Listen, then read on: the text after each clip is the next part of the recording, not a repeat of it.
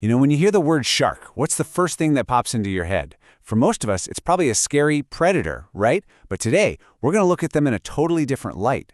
Let's forget the movie monsters for a minute and think of them as what they really are, the ultimate survivors. Okay, let's dive in. And when I say ultimate, I mean it.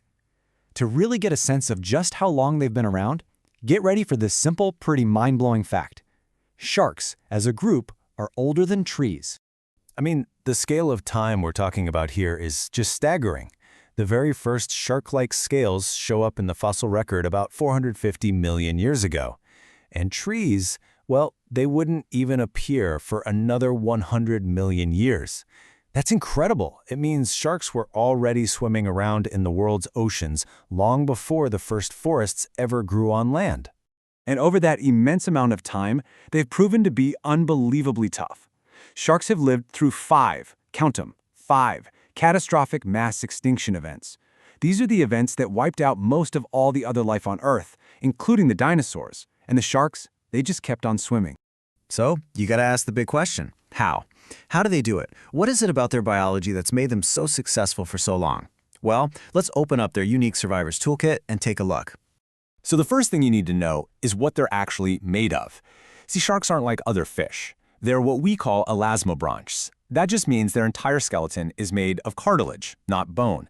If you want to know what that feels like, just feel the flexible stuff in your own ears and nose. That's basically what holds a whole shark together. And that simple difference is a huge advantage.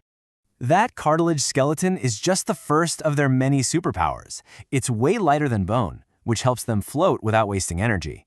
And their skin? It isn't made of scales like a normal fish. It's covered in these tiny tooth-like things called dermal denticles. It makes their skin feel like sandpaper, and it cuts down on drag, making them super efficient swimmers. They also basically have a sixth sense. See those little black spots around their snout? Those are special pores that can detect the faint electric fields that all living things give off. And if that's not enough, some sharks have spiracles, which are like little snorkels behind their eyes so they can breathe even when they're just chilling on the ocean floor. And of course, we have to talk about the teeth. A shark's mouth is kind of like a conveyor belt. When one tooth breaks or gets worn down, there's another one right behind it ready to rotate forward and take its place. This is exactly why fossilized shark teeth are so common. A single shark can go through tens of thousands of them in its life. So now we know what makes a shark tick, right? Let's take a swim back through history to see how that amazing toolkit came to be. We're about to meet some of their ancient and honestly very, very strange relatives. This timeline really gives you a sense of their incredible journey. You've got the first hints of their existence 450 million years ago, then a golden age where they basically ruled the seas. They even survived the asteroid that took out the dinosaurs. And get this, hammerhead sharks, one of the most famous types, are actually one of the youngest and most recent groups to evolve. Okay, let's talk about that golden age. This whole thing kicked off about 359 million years ago, right after a mass extinction cleared out a lot of their competition. The oceans were suddenly wide open, and sharks just went for it. They diversified like crazy, evolving into all sorts of bizarre and wonderful shapes and sizes. And believe me, they do not get much more bizarre than this guy. Meet Helicoprion, better known as the buzzsaw shark. And that crazy spiral you're looking at, that was its lower jaw, a constantly growing wheel of razor-sharp teeth. Scientists think it used this incredible jaw to slice right through and crush hard-shelled prey. Wild. And then there was this one, Stethecanthus. This shark had this truly weird anvil-shaped dorsal fin that was covered in spikes. What was it for? Honestly, we're still not entirely sure. Was it for defense, to attract a mate? It's still one of prehistory's great mysteries. And you can't take a trip to the past without talking about the legend itself, Megalodon. Just look at the size of its tooth compared to a modern great white's. This was the largest fish that ever lived, maybe growing over 20 meters long. And here's a fun fact. A lot of people think it's the ancestor of the great white, but it's not. Its closest living relative is actually the mako shark. So that ancient world is fascinating, but the story is far from over. Let's fast forward to right now and take a look at the incredible variety of modern marvels swimming in our oceans today. The diversity today is just amazing, with over 500 species filling every possible role in the ocean.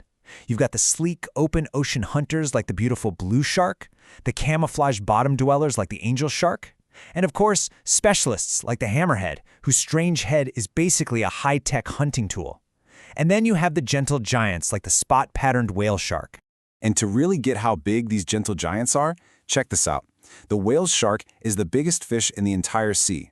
It can grow as long as a school bus and weigh up to 40 tons.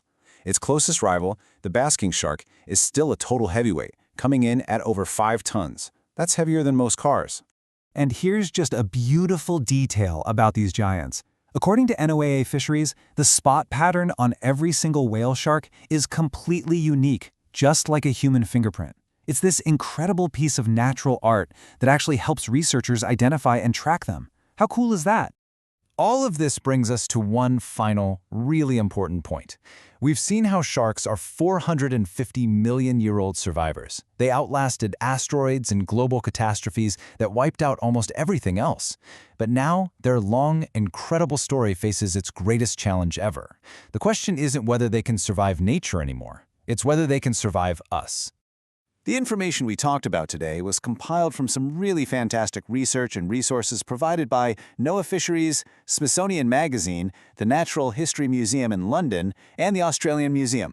Thanks so much for watching.